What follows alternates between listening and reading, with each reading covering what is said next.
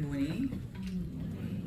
Senator the Honorable Leroy Batiste, Minister of Labour, Small and Micro Enterprise Development, Ms. Maria Victoria Guiletti, Senior Specialist Employers Activities, ILO's Decent Work Team and Office of the Caribbean, Mr. Kester Nanku, Chairman, Employers Consultative Association of Trinidad and Tobago, ECA, Mr. Neil Derrick, Vice Chairman, ECA, and Chairman of the Employer Solutions Center, members of the Board of Directors of the ECA, distinguished panelists and presenters, and among them I recognize Mr. Neil Mohammed, a former member of the Industrial Court, members of the ECA, members of the media, ladies and gentlemen. Just a correction to my name. Trinidadians usually see S-E-A-L-E and pronounce it either Seale, Seals. I usually say, stop, singular, Seale, Heather Seale. Thank you, Mr. Batiste, for recognizing that. Permit me to start my address by quoting from two judgments which speak to the mandate of the Industrial Court. In the first decision, Rees, Justice of Appeal in Civil Appeal number 30 of 1972, Caribbean Printers Limited against the Union of Commercial and Industrial Workers, in discussing the Industrial Court's mandate said, and I quote, "The court is under an obligation to pay due regard to the principles and practices of good industrial relations, which have been aptly described as those informal, uncodified understandings which are ancient habits of dealings adopted both by trade unions and acquiesced in or agreed to by employers." Simply put, as he himself said, the court must look to what is right, fair, and just as between man and man. In the second judgment, first President of the Industrial Court, Sir Isaac Hayatali, in Civil Appeal number 30 of 1972, Caribbean Printers Limited against the Union of Commercial and Industrial Workers, said of the court's mandate, and I quote again, "The court is under an obligation to pay due regard to the principles and practices of good industrial relations, which have been aptly described as those informal, uncodified understandings which are ancient habits of dealing adopted by trade unions and acquiesced to by employers." And that seems to be a double quotation, so I think something went wrong in my printed. So I'll correct that in the writing. So from those two quotations, it may be clear that what the court is required to adjudicate upon are really practices that are born out of everyday dealings. These include principles of fairness, abiding by the rule of natural justice, and being given an opportunity to mitigate. Sir John Donaldson, who was president of the National Industrial Court of England, said in Heaton's Transport Limited versus Transport and Industrial Workers Union, 1972, you'll find that in ICR 303 at 316, in describing that court, which had a similar composition to our industrial court, that is, that the court was a court of industrial common sense. It is my view then that you cannot go wrong in your quest to adopt strong human resource policies that are consistent with decisions of the court if these policies comport with the principles and practices of good industrial relations, which really have not changed much. What has changed is the landscape of the world of work, which now requires an application of these policies to contemporary phenomena, such as artificial intelligence. Balancing management prerogative with the rights of workers will assist employers in creating effective and robust human resource policies. ILO publication, Human Resource Management, a Manual for Employer and Business Membership Organizations, EMBOs. Tool 1, Human Resource Management in an Organization, Fundamentals, gives some useful guidance on human resource policies. It states under the rubric, Human Resource Policies, human resource policies are important tools for EBMOs to clarify and operationalize what would otherwise be complex and technical legal and compliance obligations. Each human resource policy is an important format for an organization to say, this is how we do things around here. Each policy provides written guidance for employees and managers on how to handle a specific employment issue.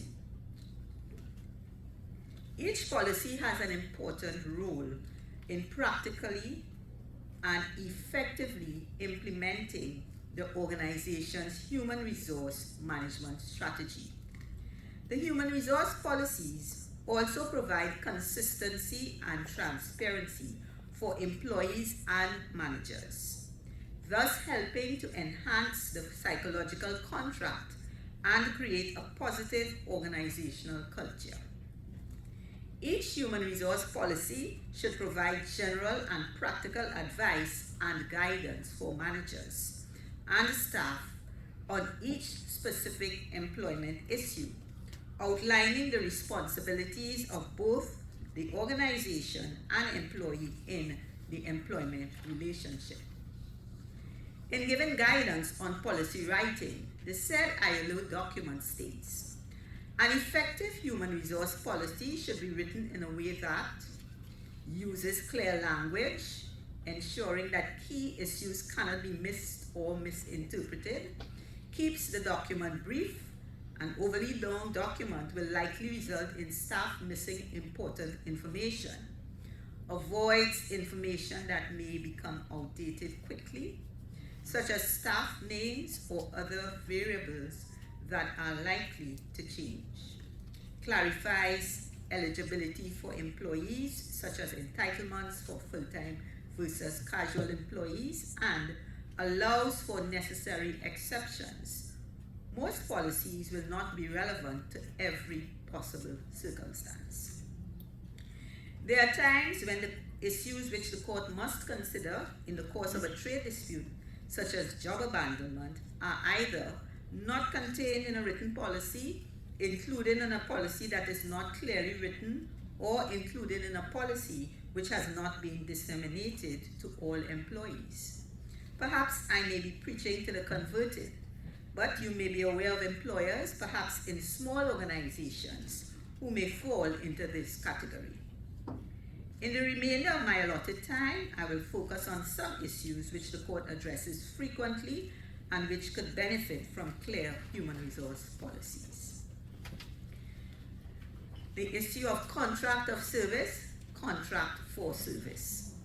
The tests that are used to determine whether the employment relationship is one of a contract of service, that is employer-employee, or a contract for service, employer-independent contractor, have been addressed in a number of cases, both within and outside of our jurisdiction. In trade dispute GSD TD 680 of 2017, between the Banking, Insurance and General Workers Union and the Cipriani College of Labor and Cooperative Studies, the court cited IROs numbers 10 to 13, 14A and B, 15A and B, 21 and 22 of 1989, between the Transport and Industrial Workers Union against Seale and Massey Industries Limited. That judgment was delivered on June the 8th, 1994, and the Cipriani College of Labor judgment was delivered on March the 5th, 2021. So in the Cipriani Labor College case, in quoting that, this decision, the court stated that the position with respect to the contractor for service contract of service, that no one test is conclusive, and the courts must look to all of the elements of the relationship to determine the issue. Some of the more important elements include the employer's right of control, the employee as an integral part of the business, the chance of profit and the risk of loss by the person who undertakes the work, ownership of the instrumentalia and the owners to provide, the entitlement to exclusive service, the payment of wages, sickness pay, holiday pay, and by whom payment is made, the power of selection and appointment, the power to suspend and dismiss, the power to fix the place, time of work, and the times at which holidays are taken, deductions of PAYE and so on, the intention of the parties, and the view of the ordinary person. In Court of Appeal, in C.A. Correa Trinidad Limited versus Amalgamated Workers Union, it is reported in the court's volume 1965 to 1975, ITTICR at 281. The court stated that the fundamental test to be applied in resolving the question was if one was a particular contract of services or for services was to ask the question, is the person who engaged himself to perform these services performing them as a person in business on his own account? If yes, the contract is a contract for services, and if no, it is a contract of service. Any HR policy which governs the employment of independent contractors should have regard to those factors.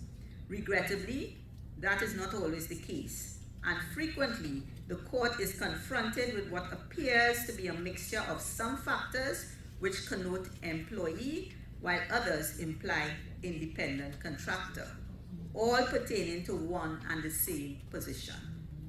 The court then has to consider all the surrounding circumstances in addition to the usual factors set out earlier. The question of job abandonment. The court's experience in many instances is that job abandonment is pleaded as a defense by an employer in response to a claim by a union that a worker has been summarily dismissed. It appears that this is an area which may be neglected in HR policies.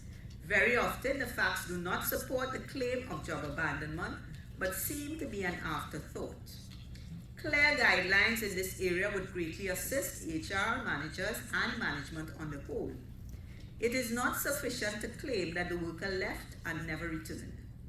The onus is on the employer to show that all necessary steps were taken to confirm the worker's willing departure and intention not to return to work. Generally, the court considers the following factors when addressing the issue of job abandonment. 1, the worker's intention. 2, the length of absence from the job. 3, whether the worker kept in contact with the employer during his absence. 4, whether the worker failed to return on being directed to do so. And finally, whether the employer warned the worker that failure to return by a fixed date would result in dismissal.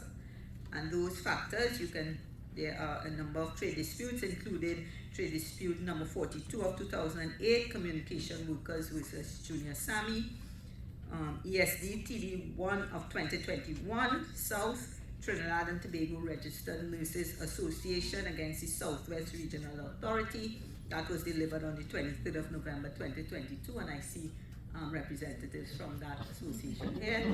I see them smiling. And ESD 97 of 2019, Communication Workers against the Telecommunication Services of Trinidad and Tobago.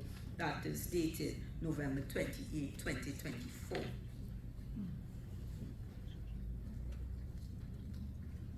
Progressive discipline.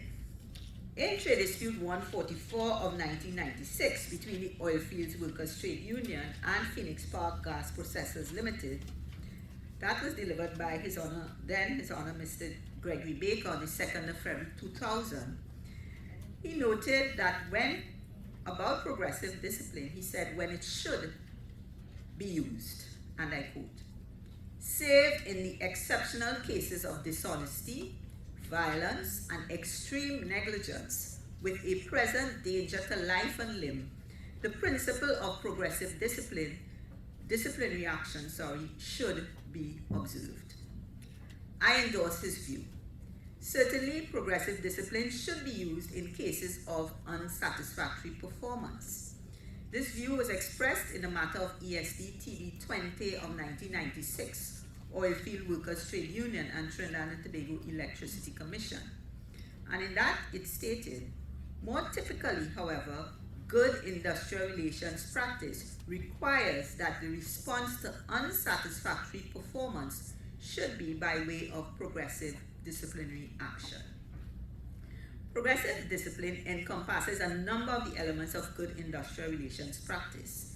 These are well known and well documented in the many decisions of the court. In Trade Dispute 509 of 2017, Banking, Insurance and General Workers Union and Smith, Robinson and Company Limited, which was delivered on the 25th of September 2019, the court stated the following fundamental aspects with respect to progressive discipline. The concept of progressive, and I quote, the concept of progressive discipline envisions penalties which increase in severity for each infraction committed by the employee. Its application to the disciplinary process, therefore, adds to transparency, and provides the worker a fair opportunity for improvement prior to the imposition of the ultimate sanction of dismissal. Thus, the expected progression for a recalcitrant employee will be oral warnings, written warnings, suspension, termination. The Industrial Court has therefore recognized the application of progressive discipline as best practice for employers when deficiencies exist in the services these employees provide. The judgments on the principle disclose one common thread, namely that failure to follow each and every step in the process is not necessarily fatal to the employer, but rather each case is to be determined on its own merit, and I close quotes. In addition to the 4 steps above, the opportunity to offer a plea and mitigation should be added. However, even when such opportunity was given, the court may dismiss a dispute having regard to all of the circumstances of the case. And for a case on that, you can see GSD TD 127 of 2019, Government, Industrial and General Workers Union and Briley PI Limited, dated June 17, 2025. Natural justice. There are 2 basic rules of natural justice. The Audi Alteram Partem, which is each party has a right to be heard, to be duly notified of the date, time, and place of hearing, and to be allowed full opportunity to present his case, and nemo judex in causa sua. A person must disqualify himself from deciding a matter if he has a direct pecuniary proprietary interest or might otherwise be biased.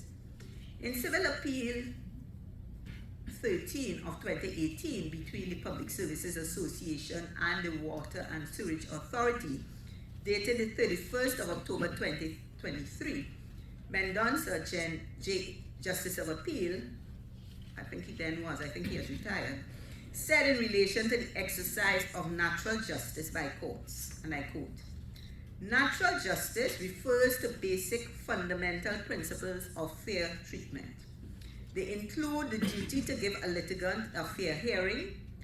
I accept that a court is not required to address every small consideration, but is expected to give consideration to the main issues.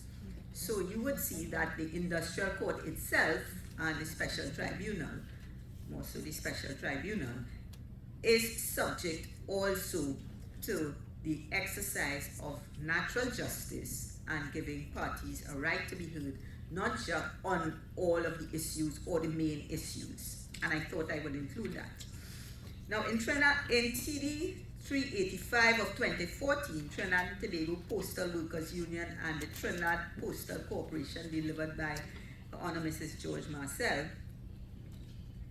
on June 9, 2020, she asserted the following with respect to the topic of natural justice as it relates to the workplace. The underlying tenets of natural justice and principles of good industrial relations practices and procedures have been adequately addressed in numerous decisions from the Industrial Court. These include progressive discipline, fairness, and impartiality. So those are parts of the components of natural justice. The judgment handed down in the English case of Bentley Engineering Company Limited and Mystery, oft-cited, which was referred to in Trade Dispute 162 of 1996 between the All Trinidad General Workers Trade Union and Caroni 1975 Limited, stated, natural justice requires not merely that a man should have a chance to state his case, but that he must know sufficiently what is being said against him, so that he could put forward his own case properly, and that he should be given an opportunity to cross-examine the witnesses who gave evidence against him. And this is an observation. This is sometimes a common failing of disciplinary hearings. Persons are accused, and there are a string of statements given against them, but they are never allowed to face those persons who give those statements. That is not in all cases, but quite frequently in a number of cases, what is presented is to the individual is a statement, but not the opportunity to cross-examine the maker of the statement. And while we do not, the court never subscribes to employers holding, full, operating as if it is a court, but the essence of, fairness requires that if someone says something against you, you should be granted the opportunity to cross-examine, have your say, not just be presented with a string of statements and fait accompli. So in one of the court's landmark judgments on natural justice, Trade Dispute number 2 of 2001 between Bank and General Workers Trade Union and Hindu Credit Union Cooperative Society Limited, dated July the 31st, 2001, Can P, as he then was, stated that it is essential that an employer should ensure that he makes a proper investigation of all the relevant circumstances, have a valid reason for terminating the worker's service, inform the worker of the exact reason for dismissal, and give the worker an opportunity to answer the allegations made against him. Depending on the circumstances, an employer's failure or refusal to afford a worker an opportunity to be heard before dismissal may result in the industrial court finding that the dismissal was not in accordance with the principles of good industrial relations practice. So the importance of natural justice and an opportunity to be heard, they are also appropriately addressed in ILO Convention 158 of 1982, Termination of Employment Convention. While I will not go into that convention here, you may note that Can P found that convention to be one of the best statements of good industrial relations practice. In the English case of John and Rees, Meggery Justice said, "It may be that there are some who decry the importance that the courts attach to the observation of the rules of natural justice. When something is obvious, they say, why force everybody to go through the tiresome waste of time in framing charges and giving the opportunity to be heard? The result is obvious from the start. Those who take this view do not, I think, do himself or herself justice. As everybody who has anything to do with the law well knows, the path of the law is strewn with examples of open and shut cases which somehow were not, of unanswerable charges which, in the event, were completely answered, of inexplicable conduct which was fully explained, of fixed and unalterable determination that, by discussion, suffered a change. End of quotes. In Kanda versus Government of the Federation of Malaya, 1962, the Privy Council, Lord Denning, described the right to be heard as one of the essential characteristics of natural justice. He stated, if the right to be heard is to be a real right, which is worth anything, it must carry with it a right in the accused man to know the case which is made against him. He must know what evidence has been given and what statements have been made affecting him. And then he must be given a fair opportunity to correct or contradict them. It follows, of course, that the judge or whoever has to adjudicate must not hear evidence or receive representations from one side behind the back of the other. So that again speaks to persons just being presented with statements and not being, not having the opportunity to confront or face their accusers. The dicta that I have said from some of the foreign cases demonstrate that the principles which our industrial court upholds are not peculiar to this jurisdiction, but are accepted internationally. And also, while our seminar today talks about recent judgments, quite frankly, the principles have not changed. They have been pronounced upon from, as we say, time immemorial in this area. And so the recent judgments, most of them simply restate and refer to what has happened in the past. So it is important to have a grounding of the older judgments and the principles, because landmark judgments usually stand the test of time for a number of years. Due process, and this is my last topic I'll cover, and it is quite short. In a paper titled Due Process, the overarching principle in industrial relations law, meaning and effect, which was presented by Dr. Leighton Jackson at the Industrial Court's 6th Annual Meet with the Court Symposium held on May 19, 2018, he listed the following as components of due process in the Industrial Court's jurisprudence: investigation, notice of charges, representation, hearing, impartial and unbiased, all, and this refers to hearing now. Everything I read here after refers to a hearing. It should be impartial and unbiased. All evidence must be considered. There must be a reasonable decision. The right to be heard and defend, and the right to confrontation.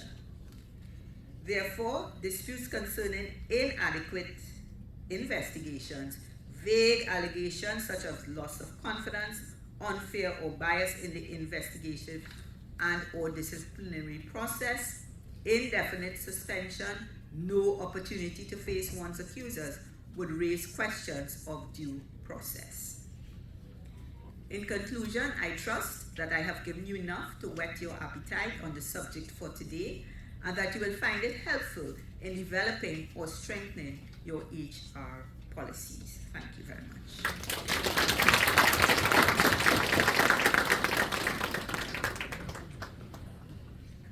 Thank you, Your Honor, Helen Seale. Make sure that I pronounce it properly this time.